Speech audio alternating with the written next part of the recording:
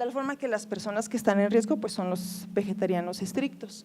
Además tiene una circulación enteropática, ¿sí?, que favorece que se absorba hasta el 75% de la vitamina B12 que se va a excretar por las sales biliares, hasta el 75%. Entonces, para que una persona con un régimen dietético como los veganos puedan tener manifestaciones de este padecimiento, pueden pasar incluso 4 o 5 años para que se manifieste. Entonces, bueno, la cobalamina se absorbe en su complejo proteico, el cual se separa del mismo mediante la acción del ácido clorhídrico. Una vez que se libera del complejo proteico, se une a la proteína R. Entonces, cuando está el complejo proteína R cobalamina transitando por el intestino, es también separada mediante los ácidos el jugo pancreático, y una vez que es liberada se une al factor intrínseco. Entonces, junto con el factor intrínseco es que llega a la parte de la mucosa del hilio distal y se absorbe mediante la cubilina. Entonces, una vez en el enterocito se absorbe y es transportada por la transcobalamina 2, ¿no?, que es su transportador fisiológico en el plasma. Y bueno, los folatos también sabemos que son abundantes en la naturaleza, se encuentran en vegetales de hoja verde, en algunas leguminosas y también en algunas vísceras como son hígado y riñón. Los folatos se van a absorber como forma poliglutamada, después se van en el ácido clorhídrico se van a transformar en forma monoglutamada y se van a absorber también mediante la 5-metiltetraidofolato al duodeno y al yeyuno y del enterocito pues van a pasar a la circulación en plasma. De ahí el 50% se va al hígado, que es digamos como su concentración o el tejido donde se almacena, el órgano donde se almacena el folato. Y entonces el folato, el ácido fólico y la vitamina B12 tienen interacciones intracelulares que son necesarias pues para la vida, ¿no? Tenemos que para la formación de metionina a partir de homocisteína se necesita como cofactor el ácido fólico y para esta conversión se necesita la enzima metionina sintetasa, la cual utiliza como cofactor a la vitamina B12. Entonces, esto es importante porque a partir de la metionina se genera la S-adenosilmetionina, que es la base para la formación de hormonas, fosfolípidos, proteínas, etcétera. También el ácido fólico se va a reducir a 5,10-metiltetrahidrofolato y el cual es la base para la formación del ADN y del ARN. En ausencia de ácido fólico, se va a ver alterada la producción de DNA principalmente, ¿no?, porque no se va a formar la desoxitimidintrifosfato, que es la base para la formación del DNA, se van a acumular cantidades importantes de desoxiuridintrifosfato, los cuales se van a insertar en la cadena de DNA, pero van a generar un DNA defectuoso que no va a ser capaz de llevar a cabo la división celular, sino que la célula se prepara para la división, tiene aposición de plasma, se hace grandota, pero no se divide porque el núcleo es inmaduro y no se puede dividir. Entonces, cuando tenemos ausencia de ácido fólico, se acumulan todas estas sustancias sin poder producirse la célula, que es lo de la trampa de folatos. Y también tenemos en la mitocondria que la vitamina B12 va a también ser cofactor para la formación de succinilcoenzima A, que es un elemento importante del ciclo de Krebs. Y entonces, bueno, esto era lo que comentábamos, ¿no? En la anemia megaloblástica, o por deficiencia de B12 y de folatos, vamos a tener una alteración en la replicación de las células, con un citoplasma que sí madura, que sí aumenta en cantidad, pero un núcleo que es inmaduro. Entonces, morfológicamente vamos a ver una alteración o una sincronía en la maduración núcleo-citoplasma. Las células van a tener incapacidad para la división, se van a hacer grandes, dispoyéticas, en algunos casos incluso puede confundirse con un síndrome mielodisplásico y van a tener lisis o van a tener una destrucción intramedular por el fracaso que tienen en la división. Ajá. Y bueno, pues el hierro también sabemos que es importante, elemental para la formación de hemoglobina, a diferencia de la vitamina B12 y los folatos, pues no interviene directamente en la división, pero sí en el contenido de los glóbulos rojos. Entonces, se pueden dividir, pero al haber poco contenido de hemoglobina, pues va a haber microcitosis e hipocromía. Entonces, lo que vemos característicamente en el frotis de sangre periférica en la deficiencia de hierro, pues es hipocromía, que la identificamos porque la palidez central del eritrocito rebasa 1/3 del mismo, hay anisocitosis Y en caso de los niños, en realidad no sé si también eso pasa en los adultos, pero en los niños hay trombocitosis reactiva, también con los adultos, secundario a la misma deficiencia y el aumento de la eritropoyetina. Otro elemento importante es el cobre. El cobre también forma parte de diversas reacciones para poder favorecer la utilización de hierro.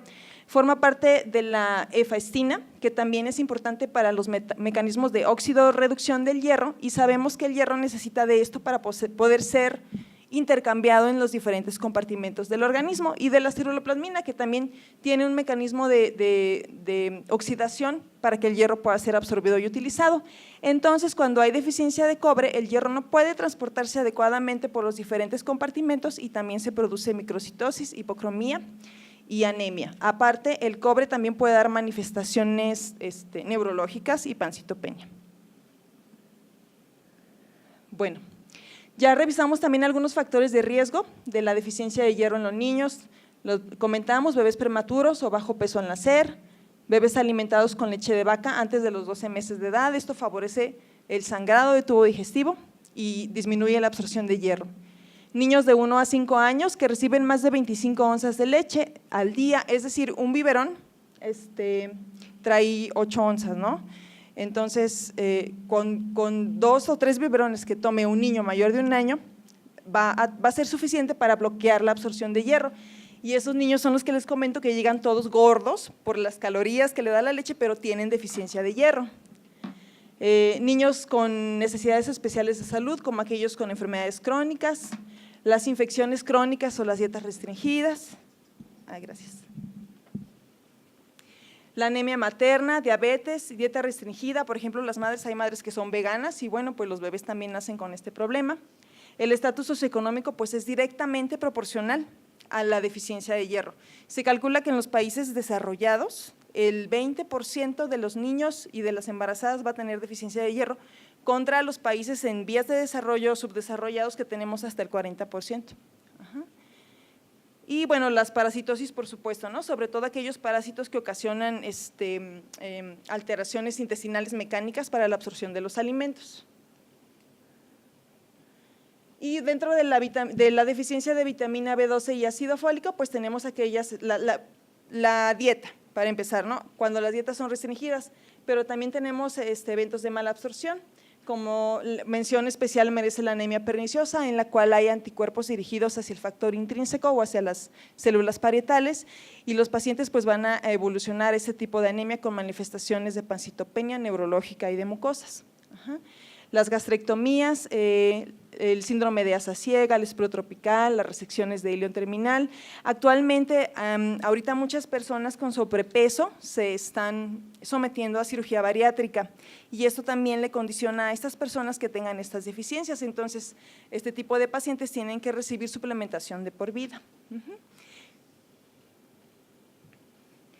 Otras causas pues es la dieta vegana, el alcoholismo, la anemia perniciosa que comentamos, las gastrectomías, postpancreatectomía, enfermedades intestinales o alteraciones endógenas, ¿no? Como la deficiencia de transcobalamina 2, o algunos medicamentos también van a producir alteraciones en la absorción del hierro, como la metformina. También los antiácidos, ¿no? Que usamos tan frecuentemente, como el omeprazol, la ranitidina, también van a producir alteraciones en la absorción de hierro, de B12, de folatos. Y lo mismo, ¿no? La causa de la deficiencia de folatos en los ancianos, en estados de inanición, en alcoholismo, en anorexia. Los medicamentos anticonvulsivos, a nosotros nos pasa mucho que los niños que están con DFH o con valproato, como tienen un bloqueo en el mecanismo del ácido fólico, los pacientes cursan con alguna citopenia. Es frecuente la trombocitopenia, pero también pueden cursar con anemia o incluso con pancitopenia. Síndromes de mala absorción, el embarazo, la lactancia, que son situaciones que aumentan las demandas de los micronutrientes.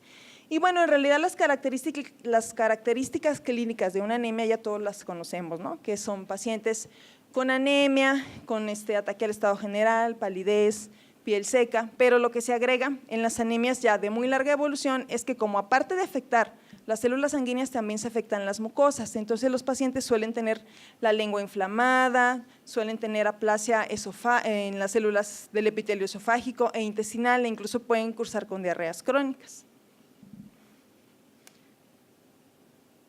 Y en la anemia megaloblástica es importante determinar las alteraciones neurológicas. Sabemos que el complejo B es importante para la producción de mielina. Incluso estos pacientes pueden tener manifestaciones de encefalopatía, de neurosis, de alteraciones neurológicas periféricas e incluso centrales, mucho antes de que nos demos cuenta de que cursan con pancitopenia y megaloblastosis.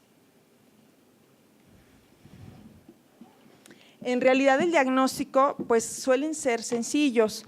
Para la deficiencia de hierro ya sabemos que es una anemia microcítica hipocrómica con RDW amplio y A regenerativa. En realidad no es difícil distinguirla, por ejemplo, de la talasemia, ¿no? En que la microcitosis es muy marcada con volúmenes incluso menores de 65. Pero pues aquí lo que nos va a dar la pauta es la cinética de hierro. En la deficiencia de hierro siempre con ferritina sérica baja, ¿no? En el resto puede estar normal o incluso elevado, como en la anemia por trastornos crónicos, en la cual hay una superproducción o una sobreproducción de interleucinas y de factor de necrosis tumoral que van a generar un bloqueo de la utilización de hierro. En el rasgo talasémico va a estar normal o alta, como lo vimos hace un momento, y en las anemias sideroblásticas también va a estar elevada. Anemia por deficiencia de hierro. Y las anemias macrocíticas pues las vamos a dividir en las regenerativas y arregenerativas o como megaloblásticas o no megaloblásticas. Generalmente, bueno, las anemias macrocíticas con reticulocitos altos, ay, lo siento, generalmente van a ser secundarias a anemias hemolíticas o a pérdida aguda de hierro. Recordemos que los reticulocitos van a tener un volumen corpuscular mayor que los eritrocitos maduros y eso nos puede dar como resultado que haya como cierto grado de macrocitosis. Sin embargo, en las anemias por deficiencia de B12 o folato generalmente van a ser megaloblásticas, es decir que el volumen corpuscular medio va a ser mayor a 120 femtolitros.